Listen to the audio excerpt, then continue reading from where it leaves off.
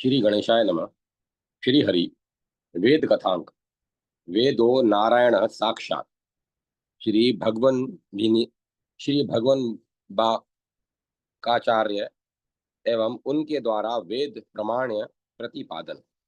अनंत श्री विभूषित जगत गुरु निम्बाकाचार्य पीठाधीश्वर श्री राधा सर्वेश्वर शरण देवाचार्य श्री श्री जी महाराज, वैष्णव चतु संप्रदाय के सुदर्शन चक्रावतार श्री भगवत अंबिकाचार्य परम प्राचीनतम है। आपने महर्षि वेद व्यासकृत ब्रह्म सूत्र पर वेदांत पारिजात सौरभ नाम से व्रतात्मक भाष्य का प्रणयन किया और आप ही के परम पट शिष्य श्री श्री निवासाचार्य जी महाराज ने इसी वेदांत परिजात सौरभ भाष्य का ही वेदांत कौस्तुभ नाम से सुप्रसिद्ध भाष्य का विशेष विस्तार किया। प्रस्तुत संदर्भ में इन्हीं भाष्य द्रव्य के आधार पर वेद प्रमाण्य का यह विवेचन द्रष्टव्य है। वेदांत दर्शन में मुख्यतः प्रमाणत्रय के आधार पर आत्म परमात्म तत्व एवं प्राकृत जगत के स्वरूप का निर्वचन हुआ है। उन प्रमाणत्र के में शब्द प्रमाण अर्थात वेद प्रमाण का ही प्रामुख्य है। श्री भगवान अंबिकाचार्य जी ने ब्रह्म एवं जीव जगत के निरूपण प्रसंग में ब्रह्म सूत्र में के प्रथम सूत्र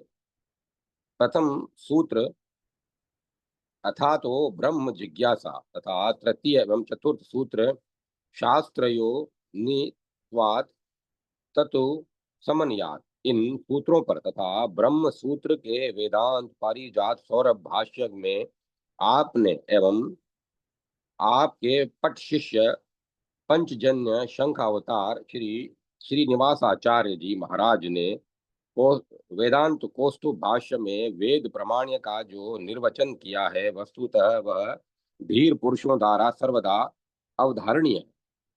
श्री निम्बार्क भगवान ने ब्रह्म सूत्र में अथा तो ब्रह्म जिज्ञासा इस प्रथम सूत्र के आरंभ में ही अथ शब्द का गहनतम भावार्थ इस प्रकार अभिव्यक्त किया है, यथा यथाधिश्य वेदन अथ, अर्थात जिन्होंने षडंग वेद का सांगोपांग अध्ययन मनन चिंतन किया है, इसी प्रयुक्त अथ शब्द का स्पष्टीकरण आचार्यवर श्री श्री निवासाचार्य जी महाराज ने वेदांत कौस्तुभ भाष्य में जिस विधा से प्रतिपादित किया है वह कितना सुंदरतम है। यथा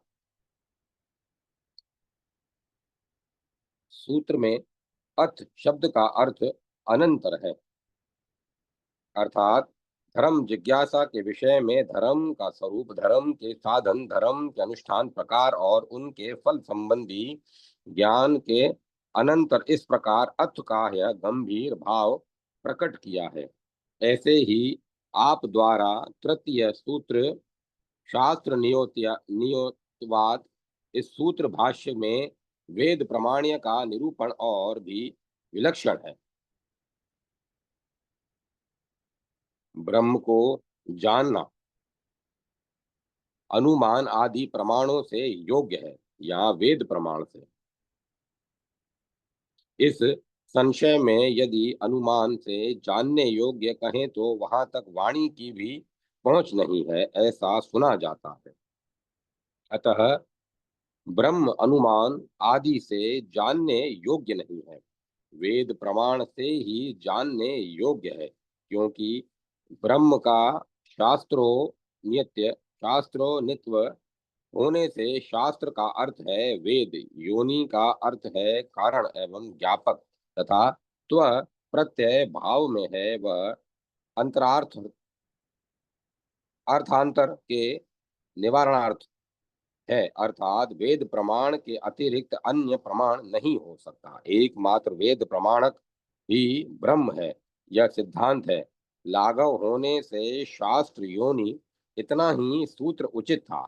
स्वात इतना क्यों बढ़ाया? वेद प्रमाणकम ब्रह्म यह अर्थ हो ही जाता है। उत्तर है, अन्य प्रमाणों के निषेधार्थ बढ़ाया है। पुनः शंका है कि ब्रह्म का अनुमान आदि प्रमाण गम्य न होना कहाँ से लिया? पूर्व सूत्र जन्मा जन्माघस्य यतः में जगत का कार्यत्व कहा गया है, जो कृत जो कृतजन्य है, जिससे ब्रह्म के अनुमान गम्य होने की शंका होती है। तीन बार अर्थ अर्थ से अनुमान प्रमाण द्वारा जानने योग्य नहीं है। जिस पद का समस्त वेद प्रतिपादन करते हैं और जिस पद में समस्त वेद एक ही भाव से एक वाक्यता को प्राप्त होते हैं, उपनिषदों में बताए गए उस पुरुष को मैं पूछता हूँ। वेद को न जानने वाले ब्रह्म का मनन नहीं कर सकते। इन श्रुति वचनों से तथा सब वेदों से मैं ही जानने योग्य हूँ। वेद, रामायण, महाभारत, पंचरात्र, इन सभी के आदि, मध्य और अंत में सर्वत्र मेरा ही गान किया गया है। इस परमात्मा को इस यह हम नमस्कार करते हैं, जिसमें सब शास्त्रीय वचनों की शाश्वती प्रतिष्ठा समन्वित है। इन स्मृति वचनों में भी एकमात्र सर्व शास्त्रों में प्रतिपाद ब्रह्म है। इसी प्रस्तुत सूत्र के भाष्य के अग्रिम प्रकरण में और भी स्पष्ट कर दिया है। यथा संपूर्ण विश्व कारत्व वेद के बिना प्रसिद्ध नहीं है, इसीलिए जगत का कर्ता भी वेद से ही जाना जा सकता है। हाँ, हजार अनुमान से भी नहीं जाना जा सकता।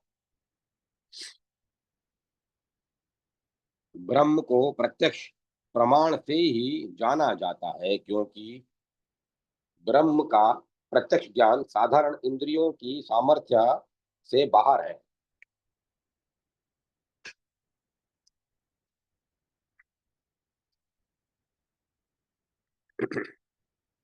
ब्रह्म ज्ञान में न इंद्रियां समर्थ हैं, न अनुमान समर्थ है। तर्क द्वारा यह ब्रह्म विषयक बुद्धि अपने नहीं है। हे प्रिय शिष्य, तर्कानुमान से अन्य प्रमाण ही सुज्ञान के लिए हैं। श्रुति वचन एवं तर्क आदि से अतिरिक्त वेद के तत्वज्ञ सर्वज्ञ आचार्यों द्वारा उक्त ब्रह्म विषय ज्ञान समीचीन होता है। हे प्रिय शिष्य, तर्का प्रतिष्ठा मान पर तर्का प्रतिष्ठा नाम इस सूत्र वचन के अनुसार तर्क ही प्रतिष्ठा नहीं है। मनुस्मृति का वचन है, जो भाव चिंतन में नहीं आते उनको तर्क से नहीं साधना चाहिए। महाभारत में लिखा है, गंभीर अर्थ का निश्चय अप्रतिष्ठित तर्क के द्वारा नहीं होता। और भी सर्वज्ञ मंत्रों द्वारा, ऋषियों द्वारा तथा सम्मिलित साधनों से जो सर्वथा अप्राप्य, अज्ञेय और दुर्बोध है, अचिंत्य है, अनंत गुण वाला, अनंत शक्ति वाला, जगत का कारण ब्रह्म अनुमान आदि प्रमाणों से ज्ञेय है, इस प्रकार का वचन कौन प्रबुद्ध पुरुष कहेगा? अर्थात उन्माद रहित प्रबुद्ध पुरुष ऐसा कभी नहीं कहेगा। अब यह शंका न करें कि जहाँ वाणी की पहुंच नहीं है, इस श्रुति वचन की क्या गति होगी, क्योंकि ऐसी श्रुतियां एतावाछिन ब्रह्म एदर्थ परक हैं। अग्रिम सूत्रों में कहा भी है, इस विग्रह में भी यही अर्थ है। सर्वज्ञ ब्रह्म के निश्वसित अंतरंग वेदों से ही ब्रह्म वेद है, बहिर्बुद्ध अन्य कल्पित अनुमानादि से नहीं। यह फलितार्थ है। इसी सूत्र का महद्भूत परमात्मा के निश्वासित ऋग्वेद, यजुर्वेद, सामवेद इत्यादि श्रुति वाक्य ही विषय हैं। परमात्मा के निश्वास रूप वेदों को मानने से वेदों का प्रकट होना कहा गया है। अतः वेदों के नित्यत्व की हानि होगी यह शंका न करें, क्योंकि निश्वास का अर्थ श्वास का निर्गमन है, जो पूर्व सिद्ध का रेचन होने से निर्माण नहीं है। श्रुति एवं स्मृति वाचनों के अनुसार निरूप नित्यवाणी अनादि अनिधन दिव्य वेदमयी नित्यवाणी आदि के स्वयंभू द्वारा उत्सृष्ट हुई, जिससे संपूर्ण व्यवहार चला। इससे ब्रह्म का अपरा अप्राकृत नित्य विग्रह सूचित है। उसका निश्वास होने से प्राकृत सृष्टि के पूर्ववर्ती वेद का वर्णन हम आगे करेंगे। इससे एकमात्र वेदों के प्रमाण से ब्रह्म वेद है, यह सिद्ध हुआ। इस प्रकार वेदांत परिजात सौरभ एवं वेदांत कौस्तुभ इन भाष्यद्वय में अनेक स्थलों पर वेद प्रमाण्य का निर्वचन अतीव उत्कृष्टतम हुआ है। वस्तुतः शब्द प्रमाण अर्थात शास्त्र प्रमाण और शास्त्र प्रमाण में भी श्री भगवान निश्वास भूत वेद प्रमाण ही सर्वतो मुख्य है। प्रत्यक्ष अनुमान आदि प्रमाण मूलक होते हैं। इसीलिए वेदांत दर्शन में वेदादि शास्त्र प्रमाण को परम श्रेष्ठ माना गया है।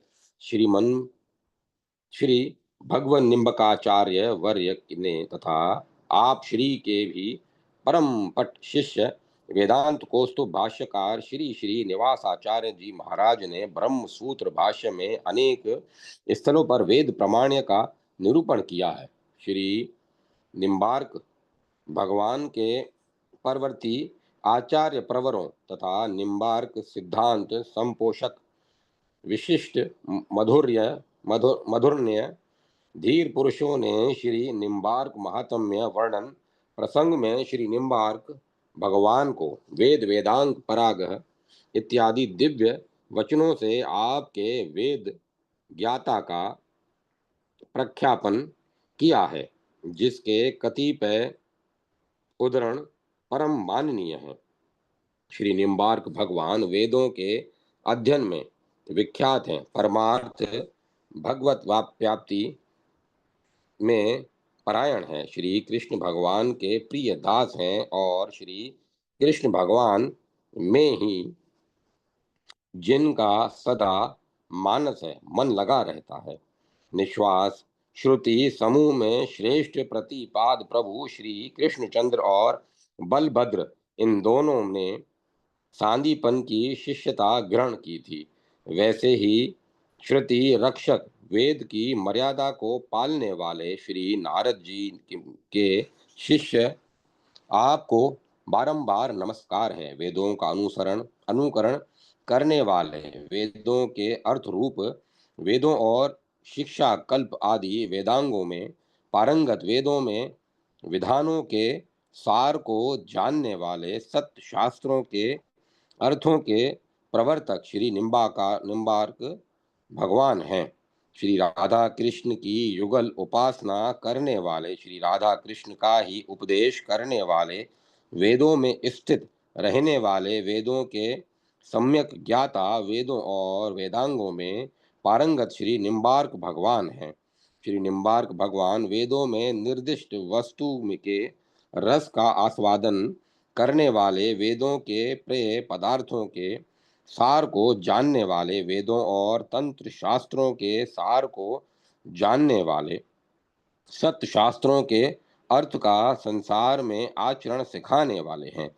इसी प्रकार विविध रूप से निम्बार्क सिद्धांत परक ग्रंथों में श्री निम्बार्क भगवान की वेद विज्ञता वेदमयता आदि का निरूपण हुआ है। वस्तुतः श्री निम्बार्क भगवान द्वारा संपुदिष्ट वेद प्रमाण्य का प्रतिपादन जिस रूप में दृग्गोचर हो रहा है, वह नितांत रूपेण तत्वज्ञ मनीषी जनों द्वारा सर्वदा माननीय है।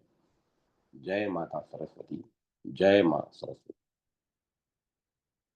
वैदिक धर्म संस्कारों एवं संस्कृति का समग्र जन जीवन पर प्रत्यक्ष प्रभाव। जगत गुरु रामानुजाचार्य स्वामी श्री श्याम नारायणाचार्य जी महाराज। वेद में 1 लाख मंत्र हैं, 80,000 मंत्र केवल कर्म कांड का निरूपण करते हैं, जबकि 16,000 मंत्र ज्ञान का निरूपण करते हैं। मात्र 4,000 मंत्र उपासना कांड में के हैं। मूल रूप से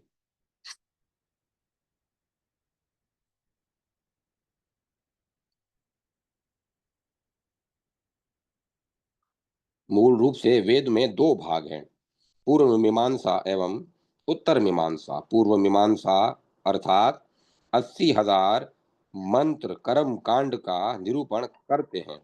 कर्म कांड निरूपण के आदि में लिखा हुआ है, अथा तो धर्म जिज्ञासा, और यहीं से मानव जीवन का संस्कार आरंभ हुआ है।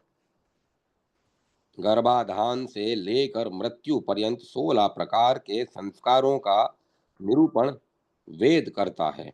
वास्तव में वेद में वर्णित संस्कार विधि के अनुसार यदि माता पिता अपने बच्चों को सुसंस्कृत करे तो वह बालक सच्चा मानव बन सकता है। भगवान ने मनुष्य शरीर इसीलिए प्रदान किया है कि तुम वेदानुकूल आचरण करो, तभी तुम मानव बन सकोगे। वेद विरुद्ध आचरण होने पर मानव का मानव धर्म निभाना असंभव है, क्योंकि शास्त्र वचन है।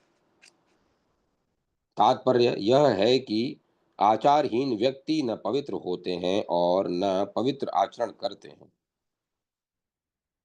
तथा बाल्यावस्था में जो संस्कार प्राप्त होता है वह अमिट होता है। परंतु बालकों को अच्छे संस्कार मिलने धीरे धीरे गुरुकुल आश्रमों में भी बंद हो रहे हैं, क्योंकि उनमें भी विलासी लोगों के आवागमन से आश्रम के वातावरण में अंतर पड़ता जा रहा है। धर्म का उपदेश करने वाले गुरुजनों में भी भौतिकता की आंधी चलना चलनी शुरू हो गई है। इसीलिए पहले की अपेक्षा यद्यपि आज लाखों शिक्षा देने वाले तथा कथा सुना सुना रहे हैं,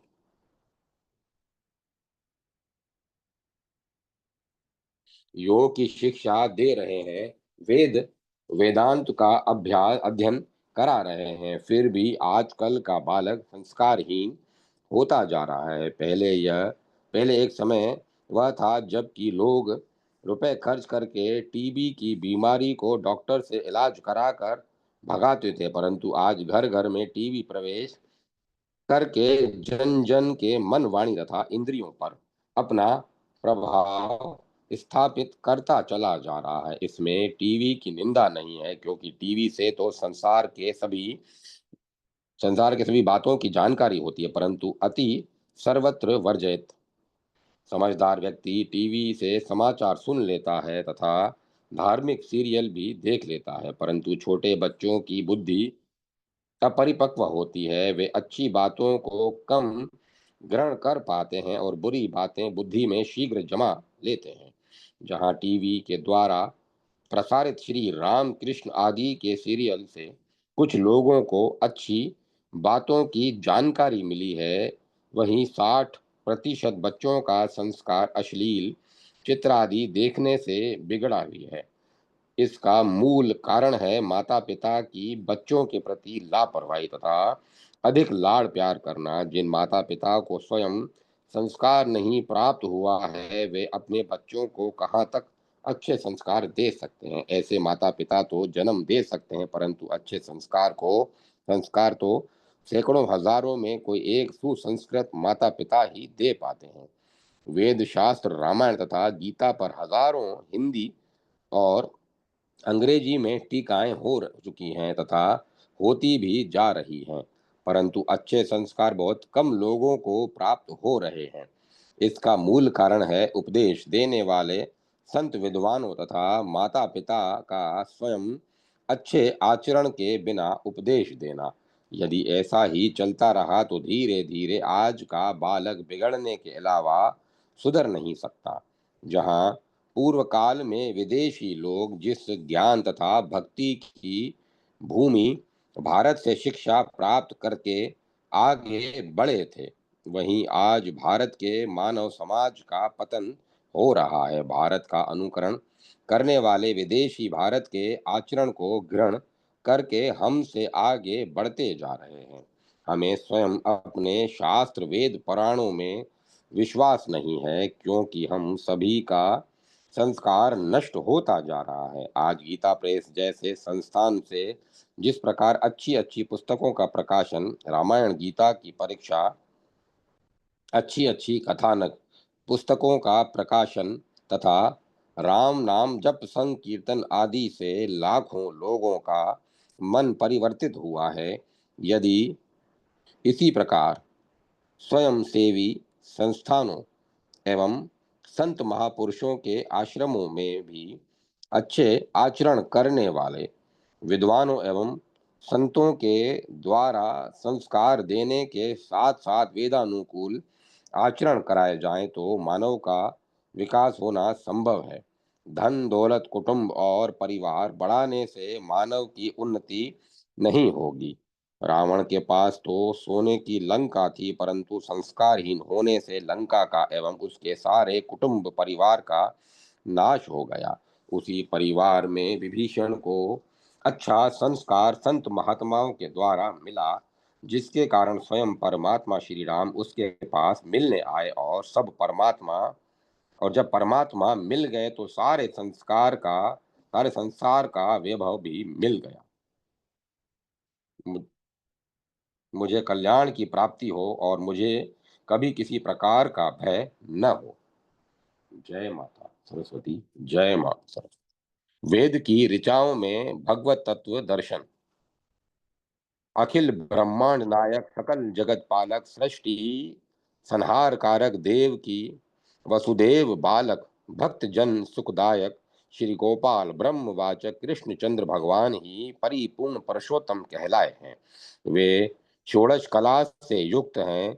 अष्ट सिद्धि षेडरश्चर्य लीला कृपा शक्ति से संपन्न श्री कृष्णचंद्र षोडशी तत्व हैं। तत्वज्ञानी महापुरुष उसी परम तत्व को वेदांत रीति से ब्रह्म, स्मृतियों में परमात्मा तथा पुराणों में भगवान शब्द से अभिहित करते हैं। इन्हीं के निश्वास से वेदों की रचना हुई है, अतः साधारण पुरुष द्वारा कल्पित न होने से वेद अपौरुषेय है, जिसके द्वारा उस परम तत्व का ज्ञान होता है। वेद ज्ञानार्थक विद धातु से निष्पन्न होता है। सभी वेदों का तात्पर्य परम ब्रह्म में है। इस श्रीमद् भगवत गीता के वाक्य से इसी की संपुष्टि होती है। वेद भगवान की आज्ञा रूप है। इस भागवतीय श्रुति से जीव ब्रह्म का स्वरूप निरूपित होता है। वेदों के आदि मध्य तथा अवसान में सर्वत्र हरि का ही यशोगान है। नाना नाम रूपों में इन्हीं की अभिव्यक्ति है। भगवान श्री कृष्ण सर्वदेवमय हैं। उनके अंग प्रत्यंगों में सभी देवों का निवास है। वे भी सभी के अंतर्गत हैं। उनसे रहित चराचर जगत में कोई भी वस्तु नहीं है। इसी सर्वव्यापकता के कारण वे विष्णु ब्रह्म नारायण वासुदेव आदि नामों से व्यवहृत होते हैं। वे सभी को देखते रहते हैं, परंतु उन्हें कोई नहीं देख पाता। शुभाशुभ कर्मों के साक्षी होने पर भी उनकी ज्ञान दृष्टि कभी कहीं लिप्त नहीं होती। बिना भगवत छिन्ना के उनको जानना कठिन है। दिव्य वस्तु दिव्य दृष्टि से ही दृष्टि गोचर होती है। भगवान ने अर्जुन को दिव्य दृष्टि प्रदान की थी, तभी वह उनके विश्व रूप को देखने में समर्थ हुआ। उपर्युक्त मंत्रों से सिद्ध होता है कि जगत में व्याप्त होकर भगवान विष्णु सभी के हृदय कमल में विराजमान हैं, अर्थात वह अद्वितीय परम तत्व सुपर्ण सुंदर कमल दल के समान चरणाविंद वाले समुद्र के समान गंभीर हृदय कमल में प्रविष्ट होकर परिदृश्यमान जगत को साक्षात देखते हुए उन सभी प्राणियों के अंतर्गत स्थित होकर अपनी चित्त शक्ति से सभी को सचेष्ट करने वाले कृष्ण के निकट दौड़े। रास पंचाध्यायी के गोपी गीत में श्रुति रूपा गोपियां रसिक शेखर श्री राधा सर्वेश्वर श्याम सुंदर से कहती हैं कि हे सखे, आप केवल यशोदानंदन ही नहीं हैं, प्रत्युक्त सभी देहधारियों के अंतर्यामी हैं। ब्रह्मा जी की प्रार्थना पर विश्व के पालन हेतु आप यादव कुल में अवतीर्ण हुए हैं। गोपियां वेदों की ऋचाएं हैं, उनका गोपी भाव प्राप्त करने का कारण बृहद वामन पुराण में उपलिखित है। एक बार मूर्तिमती श्रुतियां कोटि काम लावण्य धाम घनश्याम की रूप माधुरी पर मोहित हो गई थी। कामनी भाव को प्राप्त होकर वे उनसे रमण करने के रमण करने की प्रार्थना की थी। भगवत वत्सल भगवान ने उन्हें सारस्वत कल्प में वज्र में ब्रज में गोपी भाव प्राप्त करने का वरदान दिया था। अतः श्रुति रूपा गोपियों को उनके स्वरूप गुण आदि का भान हो गया, इसीलिए अंतराद्रक शब्द का प्रयोग भगवत कार ने किया है। वरदान पाकर श्रुति रूपा गोपियां ब्रज में जाकर मनोवांछित फल पाने के लिए उद्यत हुई और परस्पर विचार कर बोली, जहाँ स्वर्ण में बड़े बड़े सींगों वाली गाय है, वह वृषणी धैर्य श्री कृष्ण का परम धाम अति प्रकाशमान है, जिसमें वेदों का बहुधा गुणगान होता है और जो गोपों के सुंदर भवनों से अलंकृत है, वहां चलें। इस प्रकार कहकर श्रुति रूपा गोपियां ब्रज में आई तथा श्याम सुंदर की सांवरी सूरत मोहिनी मूरत बांसुरी पूरित पर मुग्ध हो गई थी। वृंदावन में यमुना पुलीन पर रास विहारी के साथ रास लीला में सम्मिलित हो गई। जब रास में विहल हो गई तो सर्वेश्वर श्याम सुंदर अंतर ध्यान हो गए। इसके बाद उन्मुक्त वत वन वन में ढूंढती हुई निराश होकर रुदन करती हुई कहती हैं, आपने जन्म से ही सभी स्पर्धालु विरोधी शत्रुओं को परास्त कर गिरिराज गोवर्धन को अपने वाम कर पर धारण कर इंद्र की प्रलयकारी शक्ति का स्तंभन करके संपूर्ण ब्रज की रक्षा की थी। आपने देव दमन, नाग दमन, इंद्र दमन, कालिय मर्दन, कंस निकंदन आदि नाम अपने वीर्य शौर्य से अर्जित किए हैं। हम तो अबला हैं, हम पर वीरता दिखाने से आपकी क्या प्रशंसा है। अतः प्रकट होकर हमारे हृदय की पीड़ा दूर कीजिए। इस समय भगवान बाल कृष्ण ग्वाल बालों एवं गौओं तथा बछड़ों को लेकर वेणु बजाते हुए मधुकरों की मधुर झनकार विविध विहंगमों की चहचहाहट मत कोकिलों के कलरव से सुशोभित वृंदावन में प्रवेश कर बछड़ों को पानी पिलाकर शीतल छायादार विटपी विपटों विटपों से अलंकृत रमणीक स्थल पर कलेवा करने के लिए बैठे थे, उस समय लोक पितामह ब्रह्मा जी ने ग्वाल बालों एवं गौओं गोवत्सों का हरण कर अपनी माया से मोहित कर दिया। तब योगेश्वर श्री कृष्ण ने ब्रह्मा की माया समझ ली थी, अतः उन्होंने ग्वाल बालों की माताओं को प्रसन्न करने के लिए ग्वाल बालों जैसा रूप वेश वेणु लकुटी विषाण अंग प्रत्यंग धारण कर और बछड़ों गौओं जैसा बनकर नंद गांव में प्रविष्ट हुए। इस रहस्य को कोई भी नहीं जान सका, पर जब कन्हैया से ताऊ भैया ने एकांत में पूछा तो महामायावी कृष्ण ने कटाक्ष में उन्हें बताया कि उधर जब ब्रह्मा जी ने देखा कि ये ग्वाल बाल एवं गौवें बछड़े कहाँ से आए, मैंने जिन्हें हरण किया था वे तो अभी सोए पड़े हैं, वे ही हैं या अतिरिक्त हैं, इस सत्य को जानने में वे असमर्थ हो गए। ब्रह्मा अपनी माया के बल पर अपना वैभव देखना दिखाना चाहते थे, परंतु उल्टे वे स्वयं ही भगवान की माया में फंस गए। अंत में उन्होंने हंस वाहन से उतरकर क्षमा याचना की। सर्वांतर्यामिन, आपकी प्रेरणा से सभी जीव सचेष्ट होते हैं।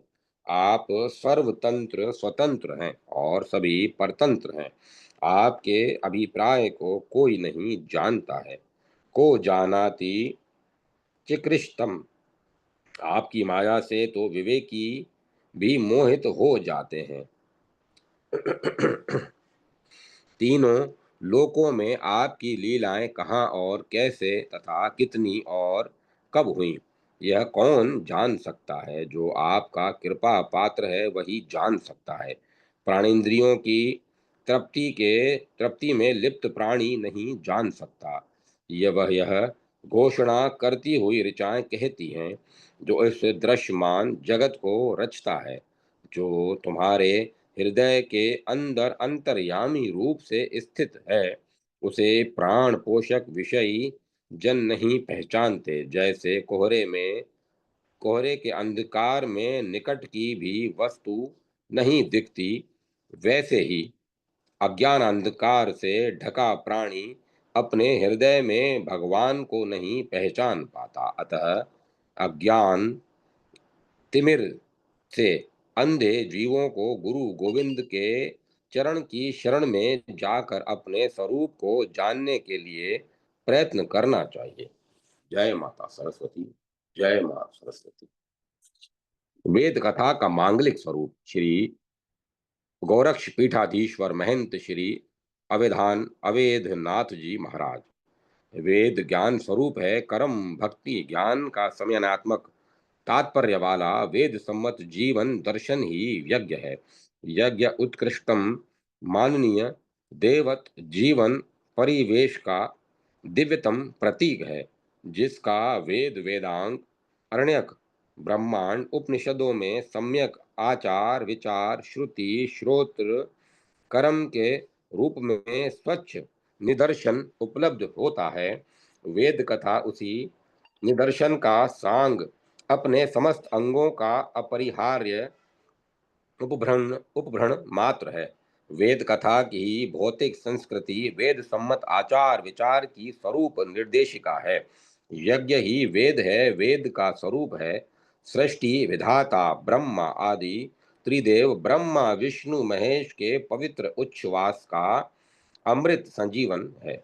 हमारे समस्त संस्कार की प्राण वेभवा वेद कथाएं आचार विचार की संभाग हैं। यह वैदिक जीवन पद्धति संस्कृति ही अखिल विश्व का चैतन्य विलासामृत है। निस्संदेह वेद ही परमात्म स्वरूप है।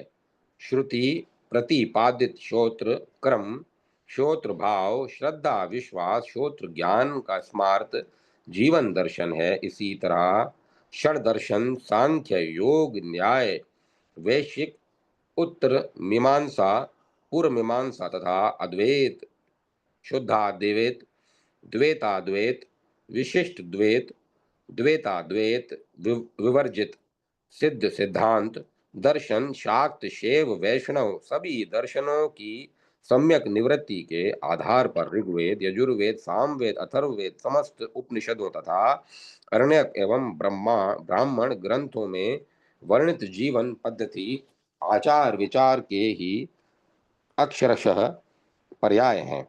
यद्यपि चारों वेद ऋक यजु साम तथा अथर्व और जिस उसके ब्राह्मण अरण्यक आदि उपांगों में यज्ञ तथा यज्ञ ब्रह्म का ही विस्तार है, अभिव्यक्तिकरण हुआ है। यद्यपि साक्षात भगवान के श्री मुख का वचना अमृत है कि सत्वात्मक सामवेद ही मेरा स्वरूप किन्वा अधिष्ठान है। यह भगवत वाक्य की यह भगवत वाक्य की संपूर्ण विवृत्ति श्रीमद् भगवत में उपलब्ध है, जो वेद ब्रह्म को नमन है। ब्रह्मा, वरुण, इंद्र, रुद्र और मरुदगण दिव्य स्तोत्रों द्वारा जिनकी स्तुति करते हैं, सामवेद के गाने वाले अंग, पद, क्रम और उपनिषदों के सहित वेदों द्वारा जिनका गान करते हैं, योगी जन परमात्मा के ध्यान में स्थित मद मन से तदत मन से जिसका दर्शन करते हैं, देवता और असुरगण कोई भी जिनके अंत को नहीं जानते, उन स्वयं प्रकाश परमात्मा को मेरा नमस्कार है। अध्यात्म विद्या की प्राप्ति, साधु संगति, वासना का सर्वथा परित्याग और प्राण स्पंदन का निरोध, ये ही युक्तियां मन पर विजय पाने के लिए निष्ठि रूप से दृढ़ उपाय हैं।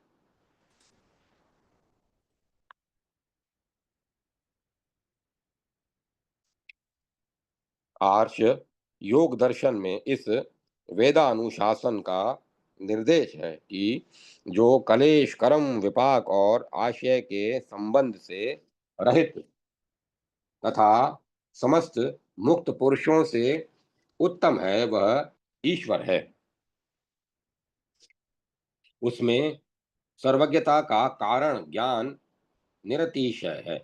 वह सब पूर्वजों का गुरु, आदि अनादि गुरु है। उसका काल से अविच्छेद नहीं है, वह अनादि अकाल है। इस ईश्वर का वाचक नाम प्रणव है। उसका जप और अर्थ स्वरूप परमेश्वर का चिंतन करना चाहिए।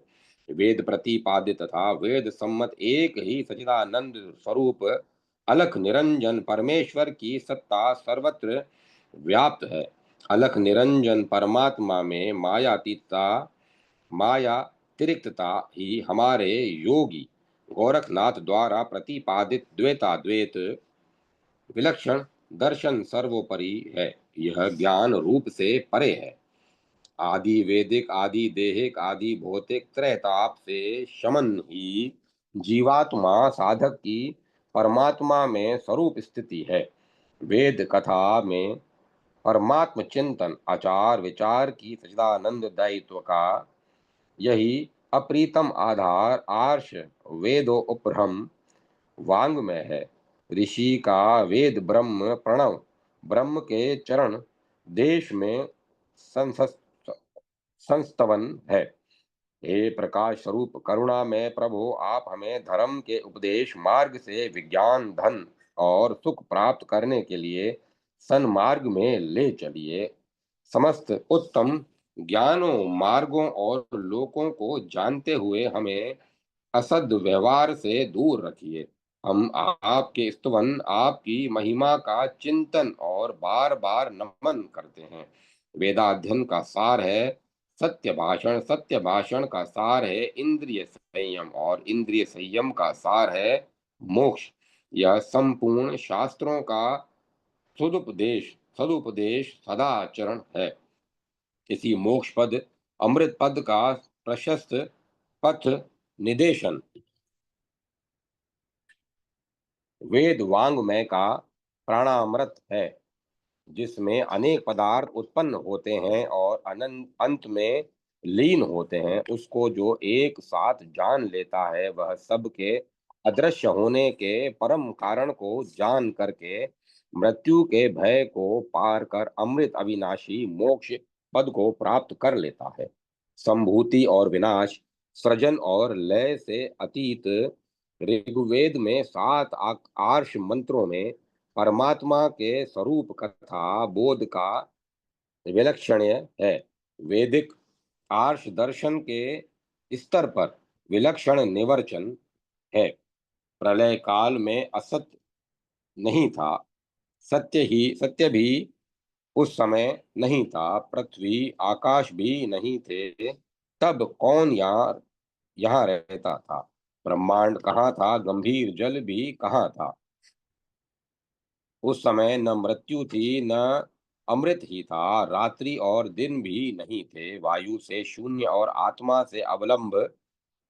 के अवलंब से श्वास प्रश्वास वाला वह ब्रह्म मात्र ही था, उसके अतिरिक्त सब शून्य था। सृष्टि रचना से पूर्व सर्वत्र अंधकार ही अंधकार व्याप्त था, सब कुछ अज्ञात था, सब और जल ही जल था। वह पूर्ण व्याप्त ब्रह्म अविद्यमान पदार्थ से ढका था। वह एक तत्व तप के प्रभाव से विद्यमान था। उस ब्रह्म ने सर्वप्रथम सृष्टि रचना की इच्छा की, उससे सबसे पहले बीज का प्राकट्य हुआ। ज्ञानी जनों ने अपनी बुद्धि से विचार कर अप्रकट वस्तु की उत्पत्ति की कल्पना की। फिर बीज धारण करने वाले पुरुष की उत्पत्ति हुई, तदंतर महिमाएं प्रकट हुई। उन महिमाओं का कार्य दोनों पार्श्वों तक प्रशस्त हुआ। नीचे स्वधा का स्थान हुआ और ऊपर प्रैति का। प्रकृति के तत्व को कोई नहीं जानता तो उसका वर्णन कौन कर सकता है। इस सृष्टि की उत्पत्ति का कारण क्या है। विभिन्न सृष्टियां किस उपादान कारण से प्रकट हुई। देवगण भी उन सृष्टियों के पश्चात ही उत्पन्न हुए। तब कौन जानता है कि यह सृष्टि कहाँ से उत्पन्न हुई। ये विभिन्न सृष्टियां किस प्रकार हुई, इतनी रचनाएं किसने की। इस विषय में इन सृष्टियों में जो स्वामी है और दिव्य धाम में निवास करते हैं वे जानते हैं। यह भी संभव है कि उन्हें भी ये सब बातें ज्ञात न हो।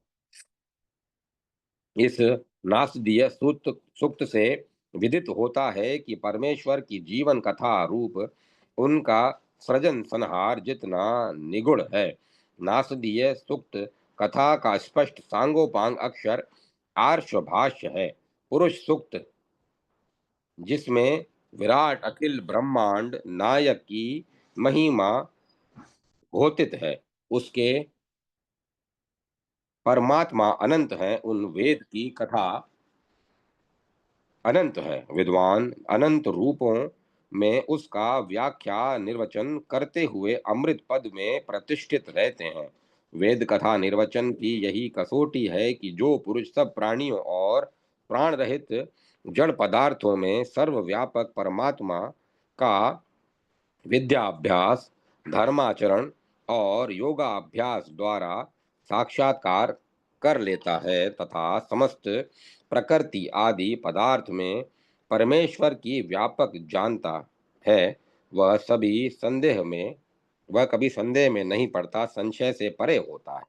जिस ब्रह्म ज्ञान की दशा में समस्त जीव प्राणी अपने आत्मा के समान हो जाते हैं, अपने ही समान दिखने लगते हैं, जिस उस एकता या समानता को प्रतिक्षण देखने वाले विशेष ब्रह्म आत्मज्ञानी पुरुष के लिए न मोह रहता है न शोक रह जाता है।